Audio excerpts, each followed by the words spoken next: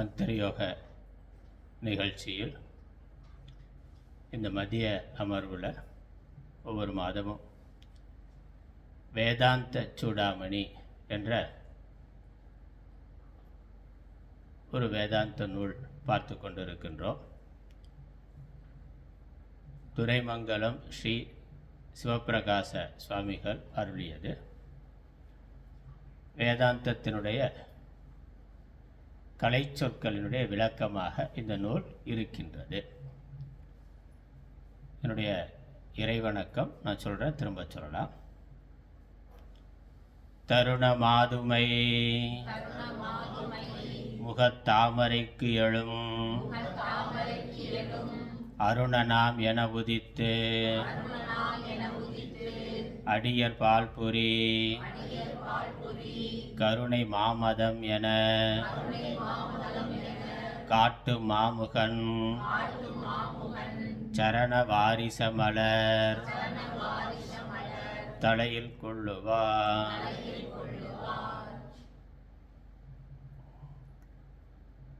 இதுவரைக்கும் இந்த நூலில் 8 பாடல்கள் பார்த்திருக்கின்றோம். பிரதானமாக சொல்லப்பட்டது இந்து தர்மத்திற்கு அடிப்படையாக இருக்கக்கூடிய வேதங்களில் இருக்கக்கூடிய உட்பிரிவுகள் என்ன, வேதத்தை ஒட்டிய மற்ற நூல்கள் என்ன என்பதெல்லாம் முகவுரையாக சொல்லி, பிறகு வேதாந்தம் என்பது என்ன, தர்சனங்கள் என்ன என்பதை சொன்னார்.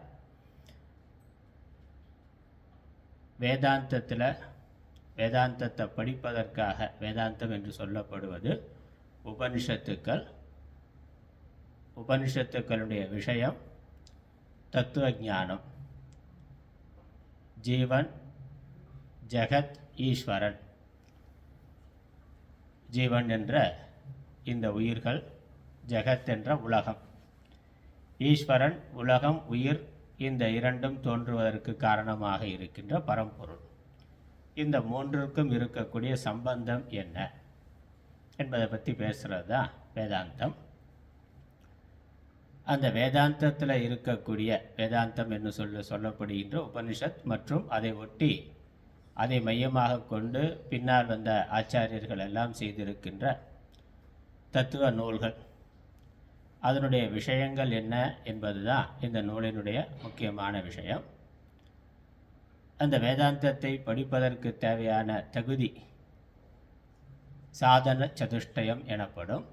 அந்த தகுதிகளை பற்றி முதல்ல சொன்னார்.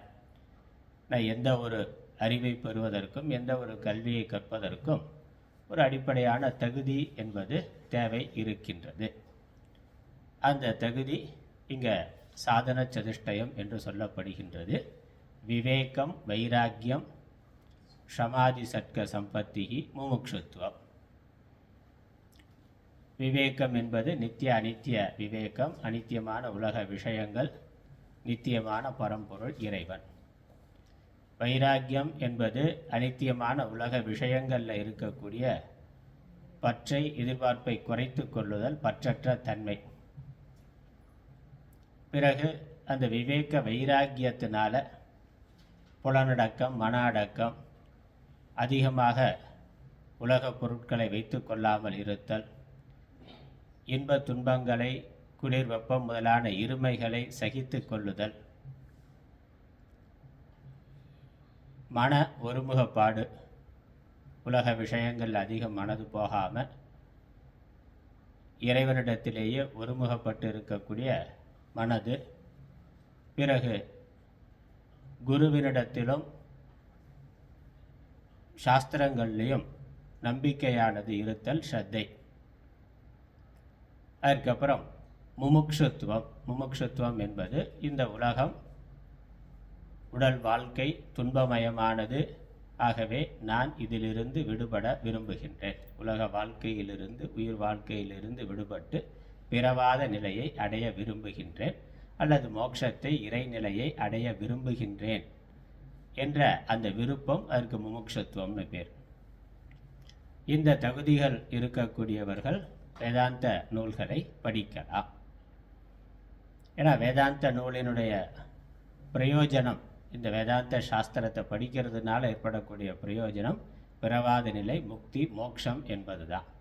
அந்த மோட்சத்தை அடைய விரும்புகிறவர்களுக்குத்தான் அதற்கான அறிவை, ஞானத்தை இந்த உபனிஷத்துக்கள் தருகின்றன. ஆகவே யாருக்கு அதில் தீவிரமான விருப்பம் இருக்கோ, நான் பிறவியிலிருந்து விடுபட வேண்டும், பிறவிக்கு காரணம் என்ன, நான் யார், இந்த உலகம் என்ன, எப்படி எனக்கு இந்த பிறவி வந்தது, இதிலிருந்து விடுபட்டு நிரந்தரமான இன்ப துன்பம் என்ற இந்த இருமை இல்லாத நிரந்தரமான ஒரு முக்த நிலை, அதை அடைவதற்கான உபாயம் என்ன என்று அறிந்து கொள்ள விரும்புபவர்களுக்காக வேதாந்த சாஸ்திரமானது இறைவனால் அருளப்பட்டிருக்கின்றது. இந்த தகுதிகள்லாம் சொல்லி இதை இருப்பவர்கள் வேதாந்தம் படிக்கலாம்னு சொன்னார். அதுக்கப்புறம் இந்த வேதாந்தம் உபனிஷத்துக்களை ஒருவர் தானே நேரடியாக படிக்க முடியாது. குருவிடம் சென்று முறையாக குருவுக்கு பணிவிடை செய்து பிறகு குருவினுடைய அருளால், குருவினுடைய உபதேசத்தினால அந்த நூல்களை படிக்கலாம், அறிந்து கொள்ளலாம். அதற்காக குருவிடம் சென்று குருவுக்கு சேவை செய்தல் என்பதில் இருக்கக்கூடிய அங்கங்களை கூறினார். 4 விதத்தில் குருவுக்கு ஒருவர் சேவை செய்யலாம். அதான் கடைசியாக நம்ம பார்த்த விஷயம். 9வது பாடலில் அதுக்கான விளக்கம் இருக்குது. நான் பாடலில் சொல்கிறேன், திரும்ப சொல்லலாம். ஆத்தமுடன் அங்கமே தானம் சர்பாவம் ஆம் அவற்றுள் குரு பரனுக்கு அனுகூல விருத்தி ஆத்தம் உயர் குரு பரன் குற்றேவலே அங்கம் அருட்குரவர்க்கு உரிய மனை நிலம் முதலாம் அவற்றை காத்தலது தானமாம் சத்குருவே மெய்யா கண்ட சிவம் என நம்பும் அதுவே சர்பாவம் ஏத்து கருமம் பக்தி மிகு ஞான காண்டம் எனும் இவற்றால் மூவதிகாரிகள் வேறும் உளரால். 4 விதத்தில் ஒருவன் குருவுக்கு பணிவிடை செய்யலாம், சேவை செய்யலாம். 1 ஆப்தம், 2வது அங்கம், 3வது ஸ்தானம், 4வது சத்பாவம். ஆப்தம்னாக்கா குரு பரனுக்கு அனுகூல விருத்தி ஆத்தம். குரு அருகிலிருந்து குருவோட குறிப்பறிந்து குருவுக்கு தேவையான சேவைகளை செய்தல், சொல்லாமலே செய்தல், புரிந்து கொண்டு செய்தல், குறிப்பறிந்து செய்தல். 2வது அங்கம். அங்கம் என்பது குரு வயது முதிர்ந்தவராக இருந்தால் அவருக்கு கை கால் பிடித்து விடல், அந்த மாதிரி உடல் சேவை. 3வது ஸ்தானம். குரு இருக்கின்ற இடம், குருகுலம், அதை பராமரிக்கிறதுக்கு தேவையான உதவிகளை செய்தல். ஆசிரமத்தில் இருந்து அதை நிர்வாகம் பண்ணுறது அல்லது குரு நிர்வாகம் பண்ணுறதுக்கு தேவையான உதவிகள், மற்ற தூய்மை பண்ணுதல், உணவு தயாரித்தல், இந்த மாதிரியான சேவைகளை செய்தல். அது ஸ்தானம், குருவினுடைய உடைமைகளை பாதுகாத்தல் என்பது. அதுக்கப்புறம் சத்பாவம். சத்பாவங்கிறது குருவே இறைவன் என்ற பாவனையோடு இருத்தல், அந்த பக்தி ஸ்ரத்தையோடு குருவுக்கு பண்ணுகின்ற சேவை ஈஸ்வரனுக்கு பண்ணுகின்ற சேவையாக குருவே எல்லாம் என்று பரிபூர்ண சரணாகதியோட சேவை செய்தல், அது இருத்தல், அது சத்பாவம். குற்றேவலே அங்கம் அருட்குரவர்க்கு உரிய மனை நிலம் முதலாம் அவற்றை காத்தலது ஸ்தானம். குருவினுடைய வீடு, நிலம் முதலானவைகளை பராமரித்தல், குருகுலத்தை பராமரித்து கொடுக்கிறது. சத்குருவே மெய்யா கண்ட சிவம் என நம்பும் அதுவே சத்பாவம். குருவே இறைவனாக, குரு பிரம்மா, குரு விஷ்ணு, குரு தேவோ மகேஸ்வரகன்னு அந்த பாவனையோடு குருவுக்கு சேவை செய்தல். அதற்கப்புறம் இந்த அதிகாரிகள் என்று சொல்லுகின்றார். அதிகாரிகள்ங்கிறத பற்றி நான் 3 விஷயங்கள், 3, 5, திரும்ப 3 பிரித்து சொல்ல போகிறார். மனிதர்கள் அவர்களுடைய விருப்பத்திற்கு ஏற்றாற்போல மூன்றாக பிரிக்கலாம். மூன்றா ஒரு விதத்தில், அதுக்கப்புறம் ஐந்தா இன்னொரு கோணத்தில் இன்னொரு விதமான பிரிவுகள், அதுக்கப்புறம் திரும்ப மூன்றாக ஒரு பிரிவுகள்னு சொல்ல போகிறார். நம்மளுடைய விருப்பம், நம்மளுடைய தேவை, அதற்கு ஏற்றாற்போல மனிதர்களையே மூன்றாக பிரிக்கலாம். அதனால் அதிகாரிகள்னு பேர். இங்கே நமக்கு வேதம் என்கிற பொழுது வேதம் 3 விஷயங்களை மையமாக கொண்டதாக இருக்குது. ஒன்று கர்மம், இன்னொன்று பக்தி உபாசனை என்பது, மூன்றாவது ஞானம். இப்போ கர்மத்தில் பிரவர்த்தி உடையவர்கள், கர்மத்தில் அதிகமான ஈடுபாடு உடையவர்கள் ஒரு விதமான மனிதர்கள். பக்தி என்பதில் அதிகமான ஈடுபாடு கொண்டவர்கள் இரண்டாவது பிரிவு. அப்புறம் ஞானம் என்று தத்துவ சாஸ்திரங்களில் ஈடுபாடு கொண்டவர்கள் மூன்றாவது பிரிவு. அது அடுத்த விஷயமாக சொல்லுகின்றார். ஏத்து கர்மம் பக்தி மிகு ஞான காண்டம் எனும் இவற்றால் மூவதிகாரிகள் வேறும் உளரால்.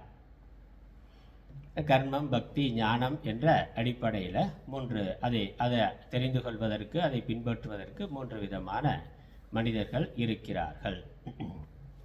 அதை விளக்கம் அடுத்த 10வது பாடலில் வருகின்றது. கர்மிகள், பக்தர்கள், ஞானிகள், ஞானகாண்டிகள் என்று 10வது பாடல். உடம்பினையும் வரு குடும்பம் தனையும் யான் எனது என்று உளன் கரும காண்டி எல்லா கிரியையும் ஈசருக்கே திடம் பெற நின்றாக்கும் அவனை பக்தி காண்டி செய்யும் கர்மம் அனைத்தினுக்கும் கரி தான் என்றிருப்போன் மடம் தவிரும் நல் ஞான காண்டி எனலாகும். மற்றும் உளர் ஐவர் ஒருவர்க்கு ஒருவர் உயர்வாய் அடைந்த அதிகாரிகள் அங்கு அவர் கருமி முமுச்சோடு அறையும் அபியாசி அனுபவியுடன் ஆறுடன்.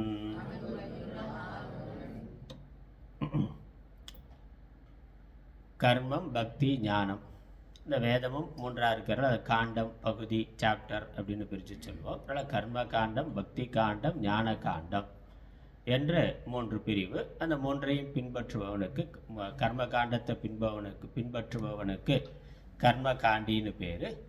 உபாசனா என்பதை பின்பற்றுபவருக்கு பக்தி காண்டி என்று பெயர். ஞான காண்டத்தை பின்பற்றுபவனுக்கு ஞான காண்டி அப்படின்னு பேர். நம்ம சாதாரணமாக நம்ம வாழ்க்கையில் எதை நம்ம முக்கியத்துவம் கொடுத்து நம்ம வாழ்க்கையை நடத்துகின்றோமோ அந்த அடிப்படையில் இந்த பிரிவு சொல்லி இருக்கு. அதனால் இது இப்படி தான் இருப்பாங்கன்னு இல்லை.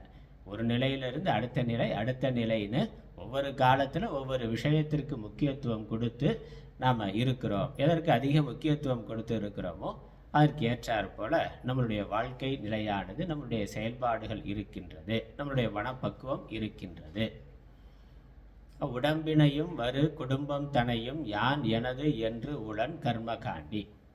இந்த என்னுடைய உடம்பு, என் உடம்பை சார்ந்த உலகம், குடும்ப வாழ்க்கை.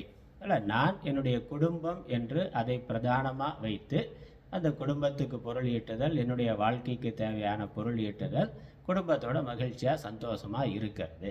அதற்கு என்ன செய்யணுமோ அதெல்லாம் செய்கிறது அவர் கர்மகாண்டி. அப்போ கர்மாங்கிறது செயலை பிரதானமாக கொண்டவர். பெரும்பாலும் அப்படித்தான் இருக்கிறோம். அதுவும் வாழ்க்கையினுடைய முதல் பகுதினா மாணவ பருவம் முடிந்த பிறகு, பிரம்மச்சரியம் மாணவ பருவம், படிக்கிற பருவம். ஆனால் படித்து ஒரு வேலைக்கு போய் குடும்பம் பொறுப்பு என்று வருகின்ற பொழுது அந்த பருவத்தில் கிரகஸ்த ஆசிரமம், இல்வாழ்க்கைன்னு சொல்லுகின்றோம். திருக்குறள்லேயும் முதல்ல அறத்துப்பால் சொல்கிற பொழுது முதல்ல இல்லறவியல்னு சொல்கிறார்.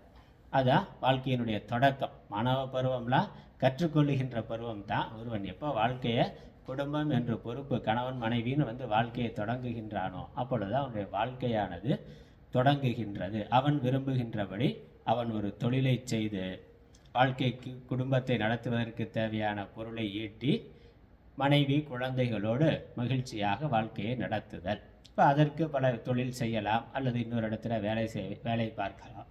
ஏதோ ஒரு விதத்தில் அவர் பொருள் ஈட்டுகின்றார், அதற்காக 10 மணி நேரம் 12 மணி நேரம் உழைக்கிறார்னா அது தேவை. அப்படி இருக்கக்கூடியவர்கள், அதையே பிரதானமாக கொண்டிருப்பவர்களுக்கு கர்மகாண்டின்னு பேர். அதை சாஸ்திரமும் அதை வலியுறுத்துகின்றது. அதற்கு தேவையான பலவிதமான கர்மாக்களை சாஸ்திரம் சொல்லுது. அதனால் கர்மாங்கிற பொழுது லௌகிக்க கர்மா, வைதிக கர்மா ரெண்டும் இருக்குது. நம்ம தொழில் செய்கிறோம், நமக்கு எந்த தொழில் இயல்பு அமைந்திருக்கோ அந்த தொழிலை செய்கிறோம், அல்லது நம்ம எதை படித்திருக்கிறோமோ அது நமக்கு ஆர்வம் இருக்கோ, அல்லது நம்மளால் எந்த தொழில் செய்ய முடியுமோ, அல்லது எந்த தொழில் செய்வதற்கு நமக்கு வாய்த்து இருக்கிறதோ அந்த தொழில் செய்கிறோம். ஏதோ ஒரு விதத்தில் பணம் சம்பாதிக்கணும், அவ்வளோதானே. அதை நேர் வழியில் பண்ணணும், அவ்வளோதான். மற்றபடி தொழிலில் இது உயர்ந்த தொழில் தாழ்ந்த தொழில் அப்படிங்கிறதெல்லாம் இல்லை. அது என்ன தொழில் செய்கிறோமோ உழைச்சி சம்பாதிக்கணும், குடும்பத்தை நடத்துவதற்கு தேவையான பொருளை ஈட்ட வேண்டும். அப்படி அதற்கு அதிகம் நேரம் கொடுத்து இருக்கக்கூடிய வாழ்க்கை காலம், அப்போ அது கர்ம காண்டம் என்று சொல்லுது. வேதம் நித்தியமாக செய்ய வேண்டிய சில கடமைகள், நித்திய கர்மா, நைமித்திய கர்மா, காமிய கர்மா, பிராயஷ்சித்த கர்மான்னு இந்த கர்மாக்கள் எல்லாம் வேதத்துடைய அந்த கர்ம காண்டமானது விரிவாக சொல்லுகின்றது. நம்ம செய்கின்ற தொழிலோடு சேர்த்து தினசரி செய்ய வேண்டிய ஜபம், தியானம், சந்தியாவந்தனம், இந்த மாதிரியான கர்மாக்கள், அப்புறம் பித்திருக்களுக்கு பித்திரு தர்ப்பணம் பண்ணுறது, இந்த மாதிரியான கர்மாக்கள். நம்மளுடைய தொழில் சார்ந்த உழைப்பு முயற்சியோட தெய்வ அனுக்கிரகமும் நமக்கு தேவை. நம்மளுடைய முயற்சி முழுமையான பலனை தராத பொழுது, அல்லது நம்மளுடைய முயற்சியோடு கூடுதலாக இன்னொரு சக்தியும் தேவைப்படுற பொழுது அங்கே தெய்வ சகாயத்தையும் நம்ம விரும்புகின்றோம். அதற்கு சாஸ்திரமும் பல விதங்களில் சொல்லுகின்றது. என்னதான் தொழில் பண்ணாலும் சரியாக நடக்கலையான்னு அதுக்கு ஒரு ஹோமத்தை பண்ணு, பூஜையை பண்ணுன்னா, இல்லை திருமணம் ஆச்சு, பல வருஷம் ஆச்சு, குழந்தை இல்லையா, அதற்கு ஒரு ஹோமத்தை பண்ணு, பணம் இல்லையா, பணம் வேணுமா, அதற்கு ஒரு பூஜை போடு அப்படின்னு என்னெல்லாம் நமக்கு தேவை இருக்கிறதோ, தனிப்பட்ட தேவையாக இருக்கலாம், குடும்ப தேவை, சமூக தேவையாக இருக்கலாம். மழை தொடர்ந்து மழையே பெய்யலைன்னா மழை வருவதற்காக ஒரு பிரார்த்தனை, அதற்கு ஒரு பூஜை என்று இப்படி என்ன ஒரு குடும்பம், ஒரு சமூகம் நல்ல விதமாக நடப்பதற்கு தேவையான விஷயங்கள், அதற்கு அதிர்ஷ்டமான பல தெய்வங்கள், தேவதைகள் இருக்கிறார்கள். அவர்களுடைய அனுகிரகத்தை பெறுவதற்காக பல விதமான பூஜா முறைகளை சாஸ்திரம் சொல்லி இருக்கிறது. யஜ்ஞ யாகாதிகளை சாஸ்திரம் சொல்லி இருக்கு. அதெல்லாம் தெரிந்து கொண்டு அவைகளையும் பின்பற்றுதல். நாம நம்முடைய குடும்பம், தொழில் என்று சமூக சார்ந்த தொழில் செய்து கொண்டிருந்தாலும், லௌகிக்கமான தொழில் செய்து கொண்டிருந்தாலும், மதம் சார்ந்த வாழ்க்கைங்கிற பொழுது மதத்தினுடைய வழிகாட்டுதல் அந்த விஷயத்தில் நமக்கு இருக்குது. நாம் அதையும் பின்பற்றுகிறோம். அதனால் அது கர்ம காண்டம். அப்போ அங்கே நமக்கு ஒரு காமியமான ஒரு பிரார்த்தனை இருக்குது. நாம் நல்லா இருக்கணும், நம்மளுடைய குடும்பம் நல்லா இருக்கணும், அதற்கு தேவையான வாழ்க்கை வசதிகள் எல்லாம் வேண்டும்ங்கிற ஒரு எதிர்பார்ப்போட கர்மாவை செய்தல் என்பது கர்ம காண்டம். அதை செய்பவனுக்கு கர்ம காண்டின்னு பேர். அதுக்கப்புறம் அடுத்த இது ஒரு காலத்துக்கு செய்து அது நல்ல வாழ்க்கைக்கு தேவையான பொருள் வருது, உழைக்கிறோம், பணம் சம்பாதிக்கிறோம். ஆனால் அதுவே நமக்கு முழுமையான திருப்தி, நிறைவை தருவது இல்லை. அப்போ திருப்தி நிறைவுக்கு என்ன பண்ணுறது? ஆன்மீகம் அது நமக்கு வழிகாட்டுகின்றது. அங்கே உபாசனா காண்டம் என்பது கர்மாவை செய்கிறதோட சில ஜபம், தியானம், பூஜை முதலானவைகளையும் சேர்த்து கொள்ளுதல். அதுக்கு பக்தி காண்டம்னு பேர், அல்லது உபாசனா காண்டம். அதை பின்பற்றுவனுக்கு இங்கே பக்தி காண்டின்னு பேர் சொல்கிறார். உபாசகன் அப்படின்னு சொல்லலாம். உபாசகன் அவனுடைய மனநிலை எப்படி இருக்கும், அவனுடைய பக்குவம் எப்படி இருக்கும்னா, எல்லா கிரியையும் ஈசர்க்கே திடம் பெற நின்று ஆக்கும் அவனே பக்தி காண்டி. தான் செய்கின்ற எல்லா செயல்களையும் ஈஸ்வரனுக்கு அர்ப்பணமாக செய்பவன், ஈஸ்வரனுடைய கட்டளையாக செய்பவன். ஒரு 40 வயசுக்கு மேலே, 50 வயசுக்கு மேலே ஒரு பக்குவம் வருகின்றது. குடும்பம், குழந்தைகள், பொறுப்புன்னு இருந்தாலும் அது ஒரு போக்கில் போய்கொண்டு இருக்கின்றது. நம்மளுடைய முயற்சி எப்படி இருந்தாலும் அது ஒரு பக்கம் நடந்து கொண்டு இருக்கின்றது. ஆனால் அதையும் மீறி அமைதியான ஒரு வாழ்க்கைக்கு, மகிழ்ச்சியான சந்தோஷமான வாழ்க்கைக்கு இறைவனுடைய அருள் என்பதும், அப்புறம் சாஸ்திரமும் இந்த லோகத்தில் சுகமாக இருக்கிறது மட்டும் இல்லை, நமக்கு பல பிறவிகள் இருக்குது. மரணத்திற்கு பிறகு அடுத்தடுத்து உயர்ந்த லோக்கங்களை அடைந்து அடுத்த பிறவிகளையும் நாம் சுகமாக இருக்கணும் என்று சாஸ்திரம் அதற்கான சாதனங்களையும் சொல்லுகின்றது, சாதனைகளையும் சொல்லுகின்றது. அதனால் தேவதைகள், பல தேவதைகளுக்கு பூஜை பண்ணுறது, ஜபம் பண்ணுறது, தியானம் பண்ணுறது, அவர்களுடைய அருளை வேண்டுதல், அந்த தெய்வத்தன்மையை, தெய்வ நிலையை அடைதல் வேண்டும் என்று பிரார்த்தனையோட நிறைய உபாசனை பண்ணுறது, தியானம் பண்ணுறது என்பது. அதில் வேதங்கள் நிறையா சொல்லி இருக்குது. அதனால் தேவதா தியானம், கோயிலுக்கு போகிறோம், இன்றைக்கி அதெல்லாம் குறைந்து போய் இருக்குது. கோயிலுக்கு போகிறோம், பூஜை பண்ணுறோம், ஏதோ ஒரு அர்ச்சனையை பண்ணுறோம், நம்மளால் முடிஞ்சது காணிக்கையை போடுறோம், வந்துடுறோம், அவ்வளோதான் இருக்குது. ஆனால் அது மட்டும் இல்லை, அந்த தேவதைகளை குறித்து முறையாக குருகிட்ட இருந்து தீட்சை வாங்கிறது, ஜப மந்திர தீட்சை வாங்கிறது, மூல மந்திர தீட்சை வாங்கி ஜபம் பண்ணுறது, இன்னும் சமய தீட்சை வாங்கி நாமளே வீட்டில் சிவலிங்கம் அல்லது சாலக்கிராமம் இப்படி அந்த தெய்வ விக்கிரகங்களை, படங்களை வைத்து கொண்டு முறையாக பூஜை செய்தல், இதுவும் நம்ம மதம்ங்கிறதுல நம்மளுடைய சாஸ்திரங்கள் அதற்கு வழிகாட்டுகின்றன. அதனால் நமக்கு மகிழ்ச்சி, நிம்மதி, நிறைவானது இருக்கின்றது, ஈஸ்வரனுடைய அருள் இருக்கின்றது. இங்கே சுகமாக இருக்கிறது மட்டுமில்லை, அடுத்தடுத்த பிறவிகள்லையும் அதனால் புண்ணியம் ஏற்பட்டு அந்த தேவதைகள் அருள் கிடைத்து நம்ம இன்னும் மகிழ்ச்சியாக நல்லா இருக்கணும். அது மட்டுமல்ல, நம்மளுடைய பரம புருஷார்த்தம் அந்த இறைவனை, இறைநிலையை அடைதல் என்பது தான். நல்ல தர்ம, அர்த்த, காம, மோக்ஷம் என்பது நம்ம வாழ்க்கையினுடைய தொடக்கத்தில் இருந்து நம்மளுடைய கனவுல, நம்மளுடைய லட்சியத்தில் இருக்கக்கூடியது உயர்ந்த லட்சியம், இறுதியான லட்சியமாக இருக்க வேண்டியது இறைவன் என்பது தான். அதனால் குடும்ப வாழ்க்கை முன்னாடி பிரம்மச்சரியத்தில் இருந்து படிக்க தொடங்குகின்ற காலத்தில் இருந்து முதல்ல அந்த படிக்கிறதுக்கு குருகுலத்துக்கு போகிற பொழுதே என்னது காயத்ரி மந்திர ஜபம் கொடுக்குறாங்க. அங்கேயே தேவதா உபாசனை, தியானம்ங்கிறது தொடங்குகின்றது. இந்த அர்த்த காமம் மட்டுமே நம்மளுடைய வாழ்க்கையினுடைய லட்சியம் அல்ல, அது ஒரு இடைநிலை லட்சியம், இறுதி லட்சியம் இறைவனை அடைதல் என்பது தான். அதனால் அதை மையமாக கொண்டு உபாசனை என்பதை பிரதானமாக ஒரு குறிப்பிட்ட காலத்தில் வாழ்க்கையில் ஆக்கி கொள்ளுதல். நம்முடைய வாழ்க்கையில் ஒரு குறிப்பிட்ட வாழ்க்கைக்கு தேவையான பொருள் வந்த பிறகு, அதில் பொருள் வந்தாலும் வரலைனாலும் நம்ம செய்கின்ற முயற்சியை செய்கின்றோம். ஆனாலும் அதற்கு மேலே ஒரு நேரம் கொடுத்து, ஒரு நாளைக்கு 1 மணி நேரம் 2 மணி நேரம் அந்த மாதிரி நேரம் கொடுத்து பக்தி சார்ந்த சாதனைகளில் அதிகம் உழைக்கிறது, அதிகம் கவனம் செலுத்துறது, அப்படி இருக்கிறது பக்தி காண்டம்.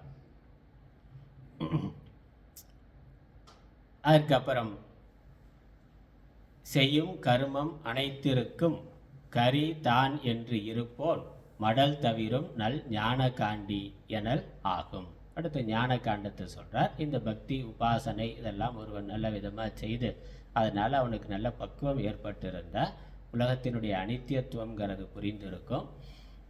நித்தியமானவர் இறைவன் என்ற அந்த ஞானமும் கேள்வி ஞானமானது இருக்கும். அதனால் அந்த ஞானம், அந்த இறைவனை நான் அடைய வேண்டும் என்று குருவிடம் வேதாந்த சாஸ்திரங்களை, பகவத்கீதை, உபனிஷத்துக்கள் போன்ற தத்துவ சாஸ்திரங்களை கேட்கிறதுன்னு, இந்த மாதிரி ஞானம் சார்ந்த விஷயங்கள், மதத்துக்கான அடிப்படை நூல்களை முறையாக குருவிடம் இருந்து பயிலல், கேட்டல் என்பது அதில் விருப்பம் இருக்கிறது. அதற்கு ஞான காண்டம்னு பேர். அந்த உபனிஷத்துக்கள் என்ன சொல்லுதுன்னா, ஆத்மா உடம்பு மட்டும் இல்லை, உடம்புக்கு வேறாக ஆத்மா இருக்கின்றது. ஆத்மா தான் உன்னுடைய யதார்த்த ஸ்வரூபம். அந்த ஆத்மா சாட்சியாக இருக்கிறது. ஆகவே உடல் மற்றும் உலக காரியங்கள் உனக்கு இருந்தாலும் அவைகளை சாட்சியாக இருந்து நீ செய்வாயாக. அதான் ஞான காண்டம் சொல்கிற விஷயம். உடம்பு இருக்குது, பசி தாகம் இருக்குது, உடம்புக்கு சில தேவைகள் இருக்குது, குடும்பம் சமூகம்னு பொறுப்புகள் இருந்தாலும் இது ஒரு தற்காலிகமாக, இந்த உயிரானது, ஆத்மாவானது தற்காலிகமாக உடலை எடுத்திருக்கின்றது, உடம்புல இருந்து செயல்படுகின்றது. இது மட்டுமே நாம் அல்ல, இது மட்டுமே நீ அல்ல, இதற்கு வேறாக ஒரு ஆத்மா இருக்கின்றது. அது பரமாத்மா. இறைவன் தான் ஒவ்வொரு சரீரத்திலும் ஆத்மாவாக இருக்கின்றார் என்று புரிந்து கொண்டு நான் இந்த ஆத்மா என்று இருந்து இந்த உடல் வாழ்க்கை, உலக காரியங்கள் இவைகளை சாட்சியாக இருந்து செய்தல், இதற்கு ஞான காண்டம்னு பேர். இதை செய்தல், இப்படி ஒரு பிரிப்பு. அதனால் இதான் வேதத்தினுடைய விஷயம். வேதத்தை பின்பற்றி வைதிகமான வாழ்க்கைனா நம்மளுடைய ஹிந்து தர்மம் வேதத்தை அடிப்படையாக கொண்டது. இப்போ நான் என்னுடைய மத நூல் சொல்லுகின்றபடி என்னுடைய வாழ்க்கையை வைத்துக்கொள்வேன். நம்ம மத நூல் படிக்கிறது இல்லை, மற்ற மதங்களில் இருக்கிற மாதிரி நம்மளுடைய மத நூல் படிக்கிறதுங்கிறது ரொம்ப குறைந்து இல்லவே இல்லைன்னு சொல்லலாம். அதனால் பிராமணர்கள் மட்டும் ஏதோ வேதம் படித்து கொண்டு இருக்கிறார்கள். நம்மளுடைய பழைய குருகுல வாழ்க்கைப்படி இதெல்லாம் படிக்கிறதுங்கிறது தான் கல்வியாக இருந்தது. வாழ்க்கையை 4 வர்ணமாக பிரித்து பிராமண க்ஷத்ரிய வர்ணத்தவர்கள் வேத அத்தியனம் செய்கிறதுங்கிறது இருக்குது. மற்றவர்கள் அவர்கள் எந்த தொழில் செய்கிறார்களோ அந்த தொழில் சார்ந்த கல்வியை படிக்கிறது. அதுக்கப்புறம் ராமாயணம் மகாபாரதம் போன்ற புராண இதிகாசங்களை அது எல்லோரும் படிக்கலாம், அதை யாரும் படிக்கக்கூடாதுன்னு தடை இல்லை. இப்போ இதெல்லாம் படித்து இதில் இருக்கக்கூடிய இந்த கர்ம உபாசனா ஞானம் இவைகளை பின்பற்றுதல், சாஸ்திரம் சொல்லுகின்றபடி வாழ்க்கையை வைத்து கொள்ளுதல் தான் நம்மளுடைய பண்பாடு இருந்தது. அப்படித்தான் நம்முடைய மதம் சார்ந்த வாழ்க்கை இருந்தது. அப்புறம் குருகுல வாழ்க்கை முறை மாறி ஆங்கிலேய கல்வி வர்ற பொழுது தான் வேதம் படிக்கிறதுங்கிறதே விட்டு போய்விட்டது. அதனால் சாஸ்திரம் சொல்லுகின்றபடி வாழ்க்கை முறை இதுதான். முதல்ல கர்மம், பிறகு கர்மம் பிரதானமாக. அதனால் முதல்ல பக்தி இல்லைன்னு அர்த்தம் அல்ல, பக்தி அதிலிருந்து இருக்குது. ஆனால் ஆரம்பத்தில் கர்மம் பிரதானமாக இருக்குது. நடுத்தர வயதில் பக்தி பிரதானமாக ஆகி வாழ்க்கையினுடைய இறுதி பகுதியில் ஞானம் பிரதானமாக இருக்கும். அதுக்கேற்ற மாதிரி வாழ்க்கையும் பிரம்மச்சரியம், கிரகஸ்தம், வானப்பிரஸ்தம், சந்நியாசம்னு வாழ்க்கையின் 4 பகுதிகளாக பிரித்து கொடுத்திருக்கிறார்கள். இதெல்லாம் படித்து அறிந்து கொள்ளுகின்ற பருவம் பிரம்மச்சரியம். அப்புறம் அதை வாழ்க்கையில் கடைபிடித்து தர்மத்தை செய்தல் என்பது கிரகஸ்தம். அதிலிருந்து மெதுவாக கொஞ்சம் கொஞ்சமாக சமூகத்திலிருந்து விலகுதல் வானப்பிரஸ்தம். முழுமையாக விலகி ஞானம் மோட்சம் என்று இருத்தல் சந்நியாச வாழ்க்கை. இப்படித்தான் நம்மளுடைய முன்னோர்கள் வாழ்க்கையை வைத்திருந்தார்கள்.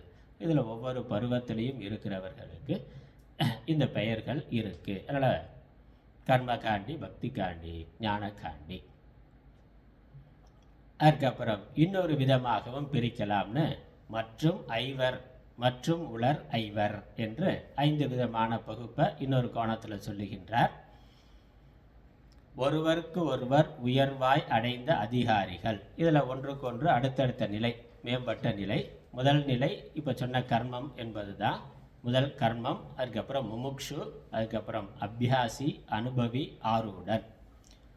இந்த மோக்ஷம் என்பது தான் நம்மளுடைய லட்சியம். மோட்சம் அல்லது இறைவனை அடைதல், வீடு பேர் அடைதல் என்பது தான் ஒவ்வொரு ஜீவனுடைய லட்சியமும். அல்லது இப்போ இருக்கிற மாதிரி சொன்னால் ஹிந்து சனாதனியோட லட்சியம் அதுதான். ஒரு ஹிந்துவினுடைய லட்சியம், ஹிந்துவினுடைய வாழ்க்கை முறை இப்படி தான் இருக்கணும்னு சொல்லி இருக்கு.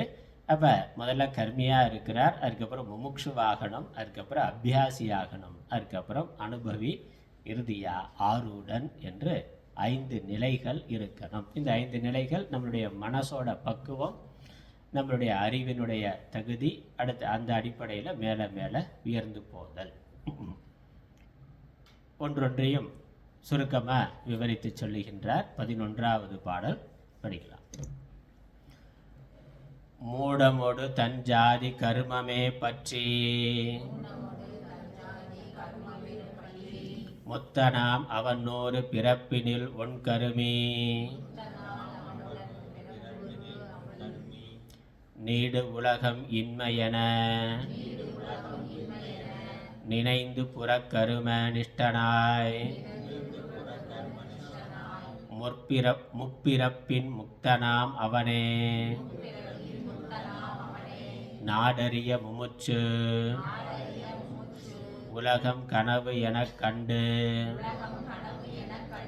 உள்ளம் நற்கர்மம் சேர்ந்து பிறப்பிரண்டுளன் அபியாசி வீடு உலக விவகாரம் நினையாமல் விவேகம் மேவி ஓர் பிறப்பினான் முக்தன் அனுபவியே.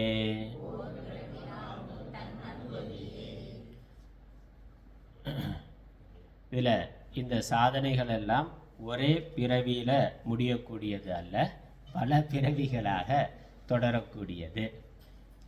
அதனால் இது வந்து கரெக்டாக 25 வயசு வரைக்கும் இது, அப்புறம் 50 வயசு வரைக்கும் இது, 75 வயசு வரைக்கும் இதுன்னெல்லாம் நம்ம சொல்ல முடியாது.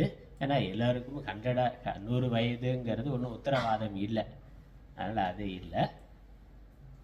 இன்னொன்று, பல பிறவிகளாக நடக்கக்கூடிய ப்ராசஸ் இது. அதனால் கர்மியாக தொடங்கி முதல்ல விலங்கு மாதிரி ஒரு சாஸ்திர ஸ்ரத்தையே இல்லாமல் வாழுகின்ற வாழ்க்கையிலிருந்து மாறி சாஸ்திரத்தில் ஸ்ரத்தையுடையவனாக வர்றது.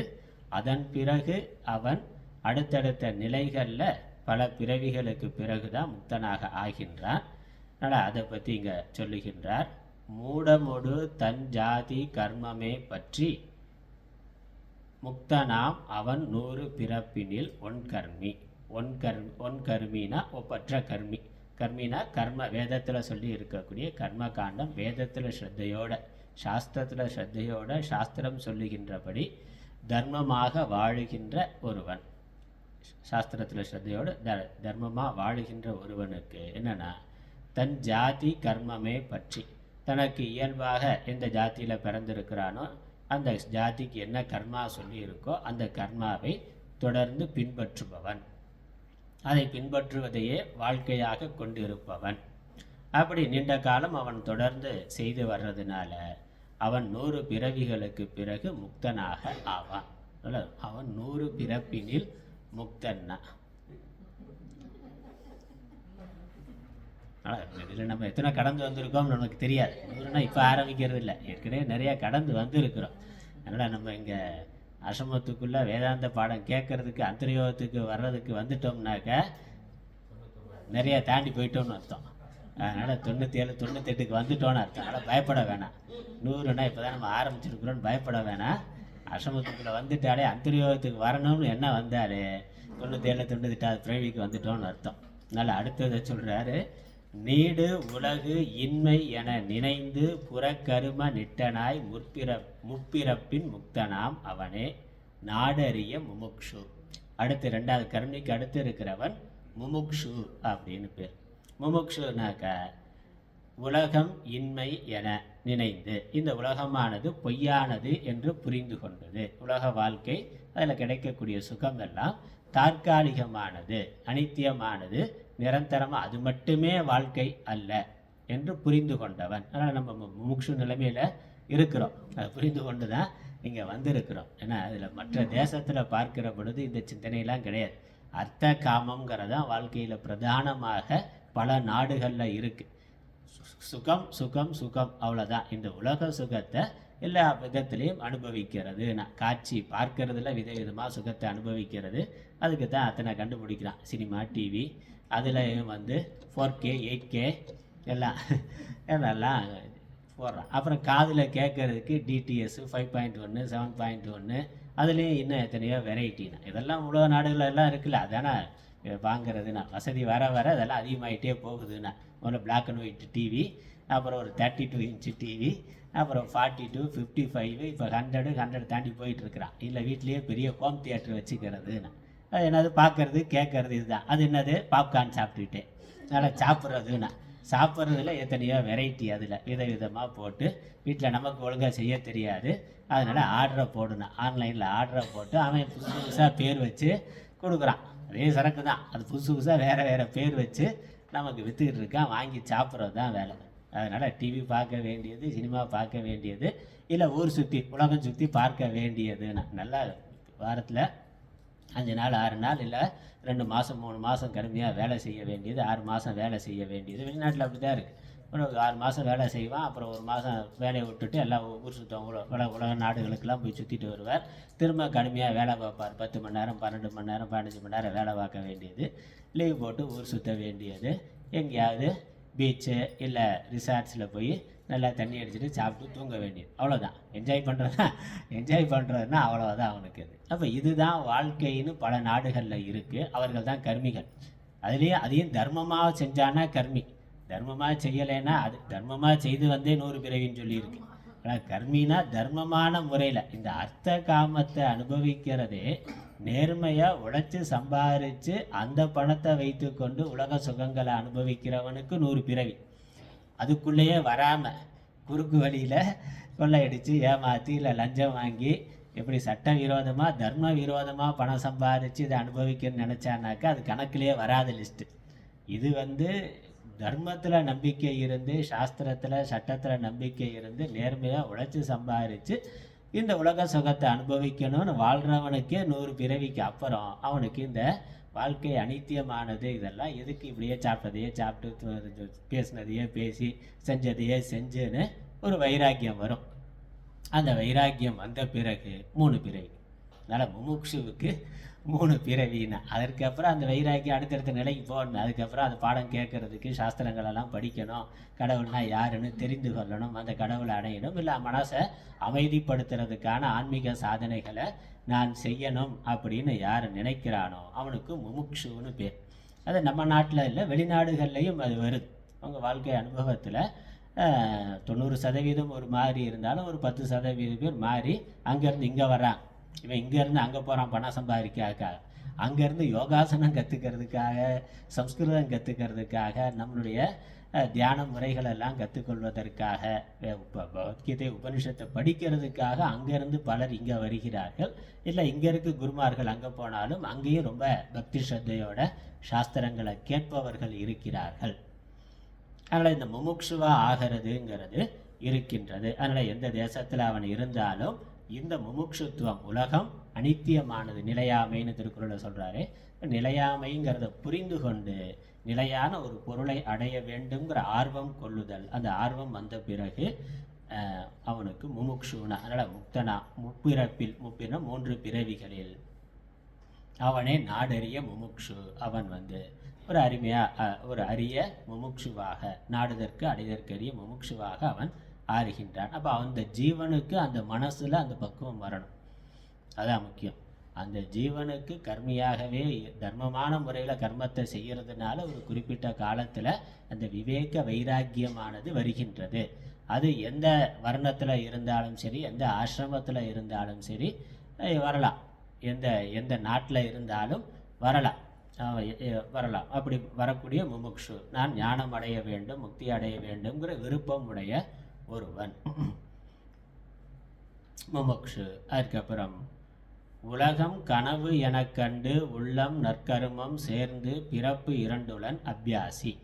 இந்த உலகத்தை மித்தியான்னு புரிந்து கொண்டு குருவிடம் சாஸ்திர சிரவணம் பண்ணுறவன், குருவை அணுகி இந்த மாதிரி அந்தரயோகம்லாம் தொடர்ந்து அட்டன் பண்ணுறவர், கேம்பெல்லாம் தொடர்ந்து அட்டன் பண்ணுறவர், அதுக்கப்புறம் மெதுவாக பகவத்கீதை இந்த மாதிரி ஒவ்வொரு தர்ம சாஸ்திரங்கள் தத்துவ சாஸ்திரங்கள் எல்லாம் ஆரம்ப நிலையிலேருந்து கேட்டுக்கொண்டு இருக்கிறவர். அவர் அபியாசத்துக்கு வந்துட்டார். அதனால் அபியாசினாக்க தொடர்ந்து அந்த சாதனையை முழு ஈடுபாட்டோட பக்தி ஸ்ரத்தையோடு செய்யக்கூடியவன், அவனுக்கு அபியாசினே பேர். அவனுக்கு பிறப்பு 2 உலன், அவனுக்கு 2 பிறப்பு, 2 பிறப்பில் அவர் முக்தி அடைவார். அதுக்கப்புறம் வீடு உலக விவகாரம் நினையாமல் விவேகம் மீவி ஓர் பிறப்பினான் முக்தன் அனுபவியே.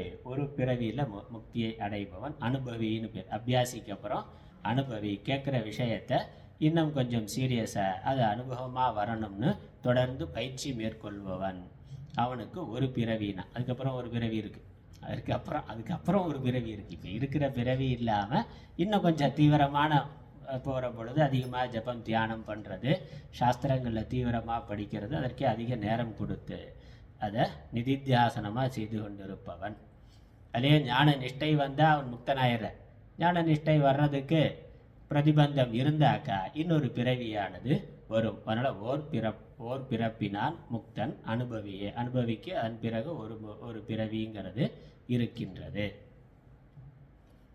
அதுக்கப்புறம் ஆருடன், அதான் கடைசி நிலை. ஆருடனுக்கு இந்த பிறவியிலேயே முக்தி என்பது சொல்கிறார். அது ஆருடன்கிறத ஸ்தித பிரஜன் என்று சொல்லுகின்றோம். அது அடுத்த பாடல் சொல்லுது, 12வது பாடல். உலக நிலை தோன்றாமல் தன் திகழ் ஞானத்தால் உண்மை முக்தனாம் அவனே ஆருடன் மற்றும் உலக முதல் யாது என தேர்வொடு குருவை அடைந்தும் உடம்பாதி பொய்யெனக் கண்டு அருள் குருவை அடைந்தும் உலகில் ஒரு குரவன் தன் மகற்கு உபதேசம் செய்து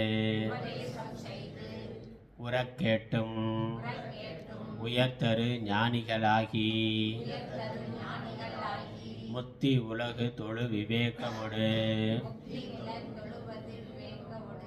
விரக்தி தெய்வ கதியால் முற்றிடுவர் மூவர் அதிகாரிகள் ஆகுவரால். உலக நிலை தோன்றாமல் தன் திகழ் ஞானத்தால் உண்மை முக்தனாம் அவனே ஆரூடன். இந்த நல்ல ஞான நிதித்தியாசனமும் நல்லா செய்து ஞான நிஷ்டையானது எவனுக்கு வந்திருக்கிறதோ, உலகம் என்பதே தோன்றாமல், உலக நிலை தோன்றாமல், உலகத்தை பற்றிய சிந்தனையே எண்ணமே இல்லாமல் இருக்கக்கூடியவன், தன்னுடைய தெளிந்த ஞானத்தினால அவன் தான் முக்தன் ஆகும். அவன் இந்த பிறவியிலே எங்கேயே அவன் ஆரூடன்னு பேர், அவனுக்கு ஆரூடன்.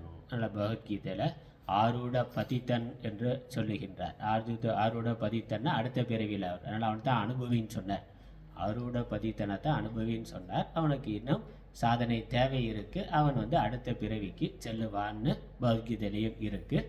இங்கேயே ஸ்தித பிரஜையை, நல்ல ஞான நிஷ்டையை அடைந்தவன் இங்கேயே முக்தியை, மோட்சத்தை, பிறவா நிலையை அடைகின்றான். அவன் அந்த சரீரத்தை விட்ட பிறகு அந்த இறை நிலையை பிரம்மமாகவே இருக்கின்றான், பிறப்பது இல்லை. அதான் பிறவாத நிலை, வீடு பேறு மோட்சம். இது இல்லாமல் இன்னொரு 3 விதமான அதிகாரிகளை சொல்லுகின்றார். உலக முதல் யாது என தேர்வொடு குருவை அடைந்தும், இந்த உலகத்திற்கு முதல் காரணம் என்ன, இறைவன் யார் என்ற ஒரு ஆர்வத்தோடு, அதை தெரிந்து கொள்ளுகின்ற ஆர்வத்தோடு ஒரு குருவை அடைகின்றவன். இவன் ஒரு ஆள் இருக்கிறான், அந்த எண்ணத்தோடு கடவுள் யாருன்னு தெரிந்து கொள்வதற்காக அந்த கடவுளை பற்றி எடுத்து சொல்லுகின்ற ஆன்மீக குருமார்களை தேடி அவர்களுடைய உபதேசத்தை கேட்பவன். அதுக்கப்புறம் உடம்பு ஆதி பொய்யென கண்டு அருள் குருவை அடைதலும். உனக்கு கடவுள் அதை பற்றியெல்லாம் பெரிய சிந்தனை இல்லை, ஆனால் உடல் வாழ்க்கை, இந்த உலக வாழ்க்கை பொய்யானதுன்னு புரிந்து கொண்டு வாழ்க்கையில் ஒரு வைராக்கியம் சாமியார போகிற ஆள், குருவிடம் போகிறாள். அப்படி பார்க்குறோம் பலவித சாமியாராக வர்ற ஆட்களில். இல்லது இது மாதிரி ஆன்மீகத்தில் இருக்கிறவர்களே எத்தனையோ பிரிவினர் இருக்கிறார்கள். அதெல்லாம் வைத்து கொண்டு தான் இப்படி பல கோணங்களில் பிரித்து சொல்லுகின்றார். திருவண்ணாமலை இல்லை ரிஷிகேஷ் பழனி எல்லாம் போய் பார்த்தா தெரிகிறது. பல விதத்தில் வீட்டை விட்டு வந்துட்டார், அவ்வளோதான், வீட்டை விட்டு வந்துட்டார். ஆனால் என்ன பண்ணுறதுன்னு தெரியாது. ஆனால் வீட்டுக்கு திரும்ப போக மாட்டான், எங்கேயோ பிக்ஷை வாங்கி சாப்பிட்டுட்டு பேசாமல் தியானம் பண்ணி கொண்டு இருப்பார். இல்லாத ஒரு ஆசிரமத்தில் யாருக்கா குருவுக்கு சேவை செய்து கொண்டு இருப்பார்கள். மக்களுக்கும் சேவை பண்ணுவாங்க.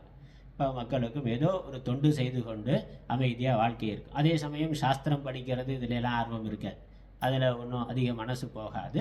ஆனால் ஏதோ ஒரு விதத்தில் சமூகத்துக்கு தொண்டு செய்து கொண்டு இருப்பார்கள். அல்ல எங்கேயாவது யாராவது ஒரு குருவுக்கு இல்லை ஏதாவது ஒரு சின்ன கோயிலில் பூஜை பண்ணி கொண்டு அமைதியாக ஜபம் தியானம் பண்ணி கொண்டு தான் உண்டு தன்னுடைய வாழ்க்கை உண்டுன்னு வேறு எந்த உலக ஆசைகள் இல்லாமல் அமைதியாக வாழ்க்கை போகும். அவ்வளோ அந்த வாழ்க்கை அமைதியாக போகும். மற்ற ஞானம் அந்த தேடுதல்லாம் அந்த பிறவியில் அப்போதைக்கு இருக்காதவருக்கு. ஆனால் வேறு எந்த உலக ஆசையும் இருக்காது, அமைதியாக அதனுடைய வாழ்க்கையை நடத்தி கொண்டு இருப்பார்கள். அப்படி எவ்வளவோ சாதுக்கள் இருக்கிறார்கள், நல்ல சாதுவாக இருப்பார். உடம்பு ஆதி பொய் என கண்டு, இந்த உடம்பு முதலானவைகள் உலகம் முதலானவைகள்லாம் பொய் என்று தெரிந்து கொண்டு உலகத்திலிருந்து சமூகத்திலிருந்து விலகி நல்லா வசதியாக இருந்து விட்டுட்டு வந்தவர்கள் இருக்கிறார்கள், நல்லா படித்தவர்கள் எல்லாத்தையும் விட்டுட்டு அமைதியாக எங்கேயோ சேவை செய்து கொண்டு இருக்கிறவர்கள் அப்படி இருக்கிறார்கள். ஒன்றுமே இல்லாமல் அதே சமயம் வைராக்கியம் நல்லா இருக்கும். எந்த சாஸ்திர விஷயம் எந்த விஷயமும் தெரியாது, ஆனால் நல்ல வைராக்கியத்தோடு மிக குறைவான பொருள்களோடு ஒரே ஒரு மஞ்சப்பை தான், அவ்வளோதான் இருக்கும். மஞ்சப்பையில் ஒரு 2 செட்டு ட்ரெஸ்ஸு இருக்கும், பொத்திக்கிறது விரித்து படுக்கிறதுக்கு ஏதாவது ஒரு சாக்கு மாதிரி வச்சுருப்பார், பொத்திக்கிறதுக்கு ஒரு சின்ன துண்டு இருக்கும், அவ்வளோதான் இருக்கும். வேறு எங்கேயும் எந்த எதிர்பார்ப்பும் இருக்காது. கிடைக்கிற இடத்துல ஏதோ பிக்ஷை வாங்கி சாப்பிட்டுட்டு ஏதோ மடங்களில் ஆசிரமங்களில் சாப்பிட்டுட்டு போய்கொண்டே இருப்பார்கள். ஒரு இடத்துல இருக்கிறது ஒரு இடத்துல இல்லாமல் போய்கொண்டே இருக்கிறவர்கள் இருக்கிறார்கள். இங்கே எங்கேயாவது அமைதியாக இருந்து பேசாமல் சாதனை பண்ணி கொண்டு இல்லை யாருக்காவது சேவை செய்து கொண்டு இருக்கக்கூடியவர்கள் இருக்கிறார்கள். அந்த மாதிரி உடம்பு ஆதி பொய் எனக் கண்டு அருள் குருவை அடைந்தோம். அப்படி ஒரு பிரிவினர். அதுக்கப்புறம் உலகில் ஒரு குரவன் தன் மகற்கு உபதேசம் செய்து உறக்கேட்டும். ஒரு குரு உபதேசத்தை கேட்டு, குரு சிஷ்யனுக்கு பண்ணக்கூடிய உபதேசத்தை கேட்டு நல்ல அந்த உபதேசத்தை வாங்கி அமைதியாக அதை தியானம் பண்ணி கொண்டு அதையே சிந்தனை பண்ணி கொண்டு இருக்கக்கூடிய ஒரு சாதுக்கள், அந்த மாதிரியான சாதுக்கள். உயர்தரு ஞானிகள் ஆகி முக்தி உலகு தொழு விவேகமொடு விரக்தி தெய்வகதியால் உற்றிடும் மூவர். இதில் முதல்ல உலகம் யாது, உலகம் முதல் யாது என்று இறைவனை தேடி செல்லக்கூடியவர்கள், விவேக பிரதானமாக இருக்கக்கூடியவர்கள். இப்போ நிறைய சாஸ்திரங்களை படிப்பார்கள், நிறைய சாஸ்திரம் பல இடங்களுக்கு போய் பல குருமார்கள்ட்ட பலவிதமான பாடங்கள் கேட்டு இந்த தத்துவ நூல்களை படிக்கிறதுல ரொம்ப ஆர்வம் உடையவர்களாக இருப்பார்கள்.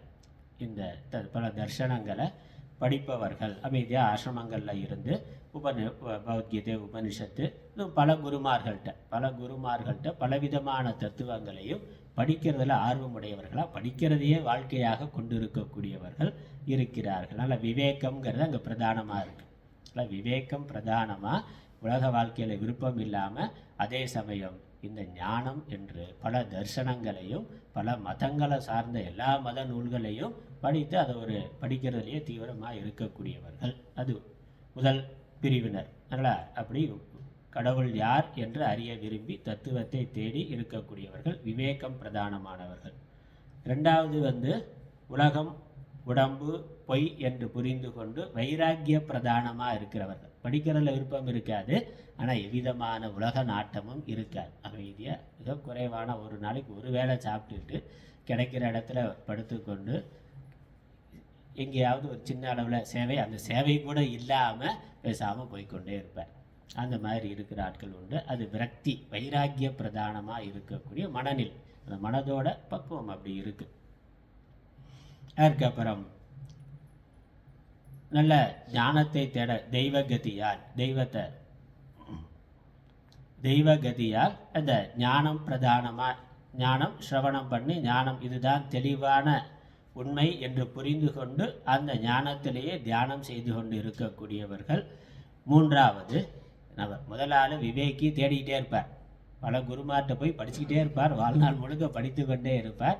பல மொழிகள் பல தத்துவ நூல்கள் எல்லா தரிசனமும் படிப்பார், படிக்கிறதே வாழ்க்கையாக இருக்கும். இன்னொருத்தர் கேட்டால் முறையாக சரியாக பாடம் கேட்கிறார், மனசு தெளிவாக இருக்குன்னா பேசாமல் கேட்ட விஷயத்தில் தியானம் பண்ணி கொண்டு இருப்பார். மூன்றாவது ஆள். அதனால் இப்படி இந்த விதத்திலும் அதிகாரிகள் மூன்று விதமாக இருக்கிறார்கள். அதனால் உற்றிடுவர் தெய்வகதியால், அதனால் விவேகம் ஒரு விரக்தி தெய்வகதியால் உற்றிடுவர் மூவர் அதிகாரிகள் ஆகுவரால். இப்படி பலவிதமான தேடுதல் உடைய மனிதர்கள், பலவிதமான தேவை உடைய மனிதர்கள். உலகத்தில் மனித இனத்தை பிரித்தார். இது எல்லா காலத்திலும் சமூகத்தில் மனித சமுதாயத்தை பிரித்தாக்கா கர்மத்தை பிரதானமாக கொண்டவர்கள் தான் தன்னுடைய குடும்பம் என்று, குடும்பம் சமூகம் அரசியல் தொழில் என்று கடுமையாக 10 மணி நேரம் 12 மணி நேரம் தொழில் பண்ணக்கூடியவர்கள் இருக்கிறார்களே. பெரிய பெரிய தொழிலதிபர்கள் ஒரு நாளைக்கு 3 மணி நேரம் 4 மணி நேரம் தான் தூங்குறாருன்னா அம்பானி, அந்த மாதிரி பெரிய தொழிலதிபர்கள் தூங்குறது 5-6 மணி நேரம் தான் இருக்குது. முழுக்க பலவிதமான தொழில்கள் செய்கிறார்கள், எல்லா வாழ்க்கையை அனுபவிக்கிறார்கள், எல்லா வாழ்க்கை வசதிகளும் இருக்குது, நல்லா அனுபவிக்கக்கூடியவர்கள், அதையே பிரதானமாக கொண்டவர்கள் இருக்கிறார்கள். அது இல்லாமல் வாழ்க்கைக்கு தேவையான ஓரளவுக்கு பொருள் இருந்தால் போதும், அதை விட கடவுள் ஆன்மீகம்தான் பிரதானம் என்று அப்படி ஆன்மீக ஸ்தலங்களை தரிசனம் பண்ணுறது, ஜபம் பண்ணுறது, தியானம் பண்ணுறது, பூஜை பண்ணுறதுன்னு ஆன்மீக சாதனையவே பிரதானமாக கொண்டிருப்பவர்கள். வாழ்க்கைக்கு விதிப்படி என்ன பொருள் வருதோ அதை வைத்துக்கொண்டு ரொம்ப எளிமையான வாழ்க்கை வாழக்கூடியவர்கள். அதே சமயம் ஆன்மீகத்தில் கடவுள் விஷயத்தில் நல்ல ஈடுபாடு உடையவர்களாக இருக்கிற மனிதர்களை பார்க்கிறோம். அதற்கு மேலே இந்த மாதிரி தத்துவ சாஸ்திரங்களை படிக்கிறதுன்னு ஞான தேடுதலில் இருப்பவர்களும் இருக்கிறார்கள். நல்ல வைராக்கியம் அமைதியாக சாதனைகளை செய்து கொண்டிருப்பவர்கள் இருக்கிறார்கள். இப்படி பலவிதமான மனதோட பக்குவ நிலை, எல்லாம் மனசு தான், மனதோட அடிப்படையில் தான் இந்த வாழ்க்கை. இது பல பிறவிகளில் நம்மளுடைய வாழ்க்கை அனுபவங்கள்லேருந்து கற்றுக்கொண்டு அந்த ஜீவன் அடுத்தடுத்த நிலைகளுக்கு செல்லுகின்றான். எல்லோருமே கண்டிப்பாக ஒரு காலத்தில் இறைவனை முக்தியை அடைவார்கள். இந்த உலகத்தில் வைராக்கியமானது ஏற்பட்டு ஒரு காலத்தில் கிரமமாக முக்தியை அவர்கள் அடைகிறார்கள். அது எந்த பிறவியில் எப்படிங்கிறது தெரியாது. கிடைத்திருக்க மனித பிறவியை நம்ம எவ்வளவு தீவிரமாக அதை விவேகத்தோடு பயன்படுத்துகிறோங்கிறத பொறுத்து அது இருக்கின்றது. அவ்வளோதான். அதனால் இது நம்மளுடைய விவேகம் வைராக்கியத்தினுடைய அடிப்படையில் நமக்கு கிடைத்திருக்கக்கூடிய இந்த வாய்ப்பை, இந்த பிறவியை நாம் எப்படி பயன்படுத்துகிறோம் என்பது நம்முடைய கையில் இருக்கு. சாஸ்திரம் இப்படியெல்லாம் உலகம் இருக்கிறது, இப்படியெல்லாம் மனிதர்கள் இருக்கிறார்கள் என்று பிரித்து சொல்லி இருக்கின்றது. அவ்வளோதான். இதற்கு அடுத்த விஷயம் சாதகர்கள். படிக்கலாம், பாட்டை படிக்கலாம். 13வது பாடல். சாதகர்கள் ஆம் சீடர் பேதத்தால் குரவர் தாமும் போதக குரவே குரவர் தாமும் போதக குருவே முதலாக 2 நாள் பேதமடைகுவர் அவருள் போதகன் முன்னூலில் பெரும் பொருள் கூறிடுபவன் தத்துவம் திகழ்த்துபவனே வேதகன் நல்வசியாதியால் இன்மை இன்பம் வெந்துயர் அங்குதவும் அவன் நிசித குரு அறத்தை போதகம் செய்து இருமையினும் இன்பம் அருள்பவனே புகழ் தரு காமிய குரு என்று அறைகுவர் மூதறிஞர்.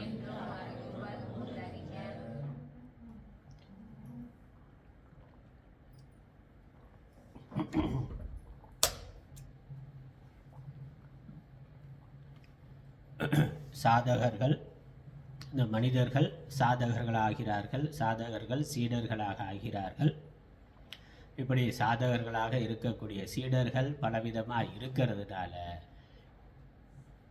இவர்களுக்கு அறிவை, ஞானத்தை எடுத்து சொல்லுகின்ற குருமார்களும் பலவிதமாக இருக்கிறார்கள்.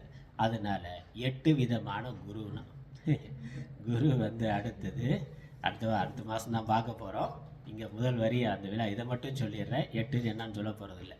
ஆனால் சாதகர்களாம் சீடர் பேதத்தார், சாதகர்களாக இருக்கக்கூடிய சீடர்கள் சிஷ்யர்களுடைய பேதத்தினால குரவர் தாமும் போதக குருவே முதலாக 2 நாள் பேதம் அடைகிறவர். 2 நாள் 4 2 8 8 விதமான குருமார்கள் இருக்கிறார்கள். ஏன்னா சாதகர்கள், இந்த சீடர்கள் 8 விதமாக பலவிதமாக இருக்கிறதுனால அவர்களுக்கு உபதேசம் செய்கின்ற குரு 8 விதமாக அவர்கள் உபதேசம் பண்ணுகின்ற விஷயத்தை பொறுத்து அவர்களுக்கு பெயர் பலவிதமான குருன்னு. குருவிலையும் கேட்டகிரி 8 விதமாக.